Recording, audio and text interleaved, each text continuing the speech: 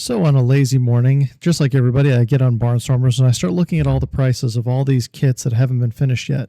And I see the prices, and that got me wondering, how much would it cost me to build another one of these? Because there's a lot of great opportunities out there, especially in today's market.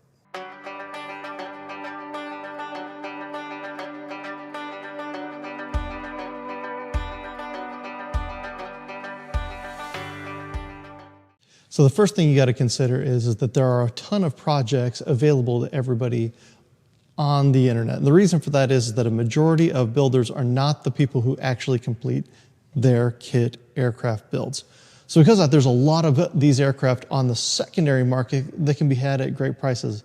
Like I showed you earlier, I've seen Zenith 601 HDSs, anywhere from people giving the kits away to selling them for $2,000 or $3,000 or $4,000. Now, that being said, I think the secondary market for the HDS kits is kind of coming to an end because of how long it's been since Zenith has produced the HDS. But what we're seeing now are more and more 601 XL and 650 kits hitting that secondary market. And tell you what, I've seen them anywhere from $8,000 to $11,000 for partially completed complete kits, which gives us a great opportunity to kind of build off of that model. Now, as anybody's going to tell you, the two most expensive parts of any build are what are right under here and what are right on here. So with that, let's talk about the different options we have available. When we're talking about a budget build, there's a lot of things that you guys need to keep in mind, and it's not just price. So a major factor in keeping the budget together is not just the price of the engine, but its maintainability. So when you look at certain engines, they're going to have different levels of maintainability. So when we're talking about the build, engine is going to be one of the areas you're going to spend a ton of money on, but the maintainability is the one thing that everybody kind of ignores. So the reason that I went with the Corvair engine was because I would be able to personally maintain it. Now, if you're a person that is not willing or not confident in your abilities to maintain an engine, that's where you really need to consider some of the traditional aircraft engines, especially when you're talking about the Zenith aircraft lines. All of the Zenith two-seat aircraft lines are perfectly compatible with the Lycoming 0235 and Continental 0200. Now, as many of you guys are very much aware, I'm a big fan of the GRT Avionics because they offer a very low cost of entry and you get an amazing system like we have here. So this system here is completely IFR. You notice that I have primary attitude, I have a backup attitude as needed, GPS 175, nav radio, comm radio, digital engine monitoring, everything is here. But when you get to a system like this, it does come at a higher cost. But there are ways to get into something similar to this without breaking the bank. So just like I said earlier, you can get some great deals on the secondary market. And this is the 601 HDS that I'm building for my dad. And we got this one completely on the secondary market. With that, again, like I've done before, Corvair engine. This one has run recently and we're getting closer to getting this one done. It just needs to get a paint job and out to the airport, weight mounts, things like that. But we've done some things in this build to make this less expensive. One of the primary things we've done is gone with a very simple VFR panel. So with this, we have all of the engine monitoring that is required per the FARs, tachometer, oil temperature, oil pressure, fuel level sensors. We added in CHT and EGT. Over here, we've got airspeed, vertical speed, altimeter, and turn and slip. Everything that is required as a minimum for a VFR day aircraft.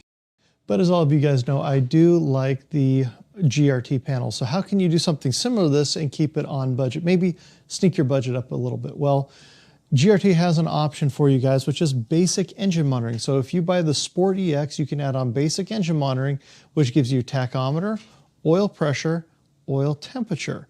So if you combine that, and tachometer, so you get tachometer, oil temperature, oil pressure, and again, that's just a little bit of extra, and as you see here, as I'm showing you guys, what this allows you to do is have a EFIS display with that basic engine monitoring. So all you really need to add in, again, which is what I added in, was EHT and CHT to give me that very basic panel. So when you look at this, you have many options to keep that price extremely low. Now that I've kind of talked about all of the different things, let's kind of break it down what I think you could actually build a budget 650 for with what I'm seeing on the market today. So now let's break down all the numbers. The first thing I found is the 650 on Barnstormers for $8,500, followed by looking at the Corvair engine, reasonable build $14,500. You add in the EFA system from GRT at $2,300, and you have a complete build. Now putting this all together, you should be able to build this with all the miscellaneous for $27,000. All right, back out here at the hangar, kind of where we started this whole adventure, kind of as this thought experiment of what it would take to build a new version of my plane, again, on a 650 platform.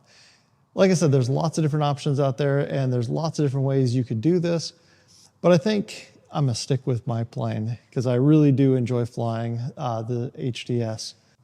And kind of completing this whole series, I've got to talk about the sponsor of this video, which is GRT Avionics. GRT is an American company. They've been in business for over 30 years, and they're making highly capable avionics systems for guys like me and you who are flying on a budget but want all of that capability.